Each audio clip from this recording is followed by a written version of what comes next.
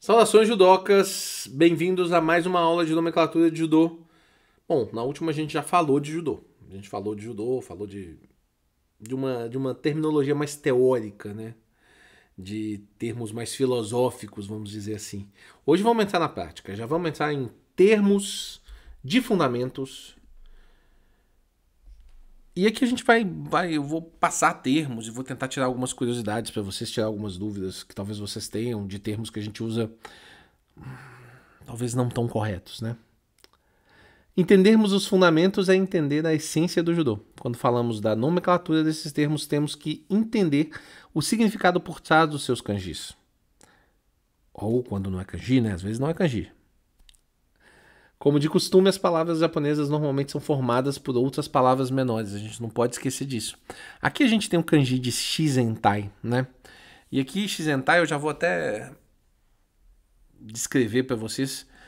Assim, shizentai ele é formado por duas palavras, né? Shizen, que está ligado com o termo natural, né? De natureza. Com tai, que é corpo, né? Tai não é corpo, não é... Tai só pode ser corpo se somado a outra palavra, tá? Ou uma descrição de ação, por exemplo, no Tai Otoshi, ou, por exemplo, formando o Shizentai aqui, tá? Vocês não vão achar Tai traduzindo como corpo diretamente, não. Tem umas coisas tem umas coisas na língua japonesa. A língua japonesa é bem complexa, né, gente? Nossa, como eu estou descrevendo para vocês, ok?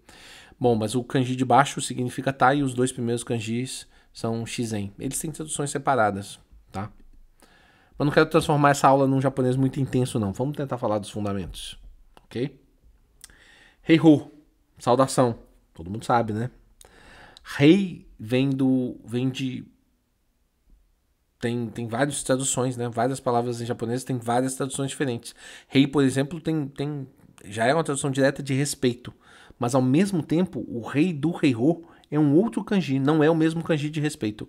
O rei do Heiho é um kanji de curvar ou arquear, tá? Não é... Apesar do rei ser o mesmo respeito, mas não são o mesmo kanji. Olha que doideira isso. Olha como é que é difícil essa língua. E o Rô tem relação com começo, né? Com fundamental, com original, tá? Zarei, saudação ajoelhado. O rei aqui é o mesmo rei do rei Rô, que é o de curvar, e o Za é de sentado, né? Então, o Za é literalmente sentado, ok? Hitsu rei, saudação em pé, o rei é de saudar, a gente já sabe, de curvar, né? E o Hitsu é uma tradução direta de estar de pé, ok?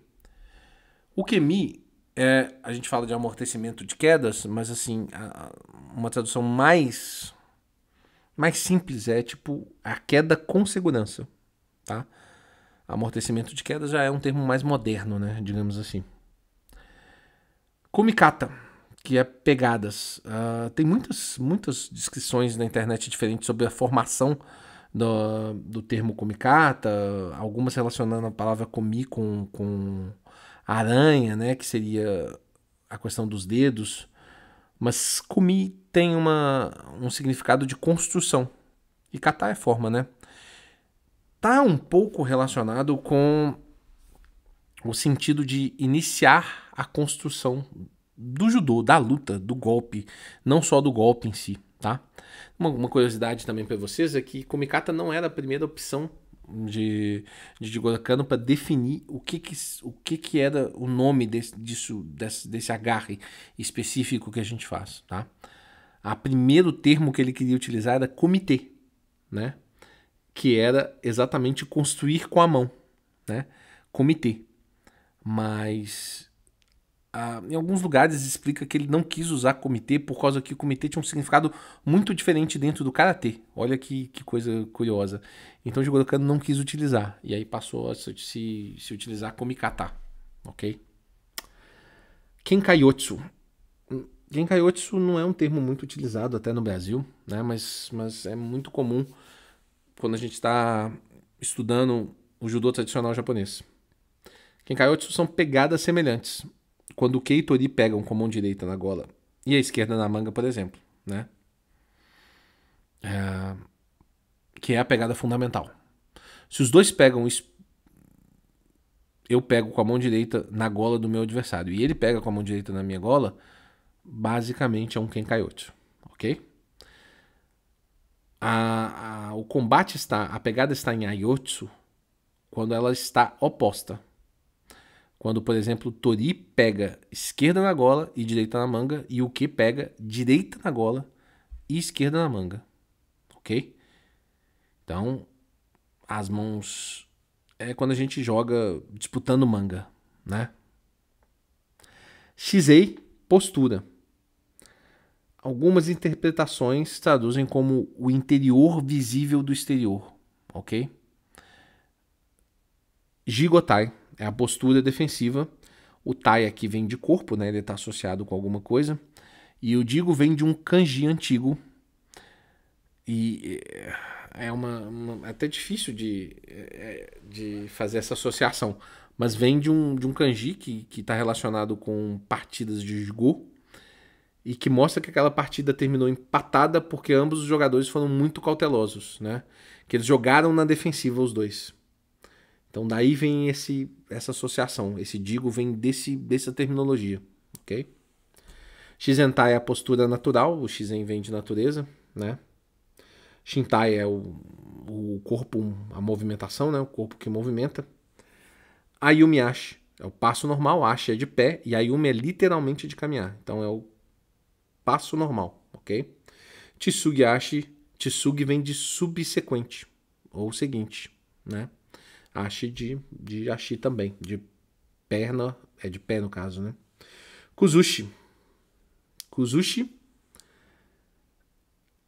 Bom, Kuzushi é traduzido como desequilíbrio, mas não é essa tradução vai permanecer como definitiva, mas lá na origem do termo, ela não é exatamente a mesma, tá? Ela não é exatamente a mais correta.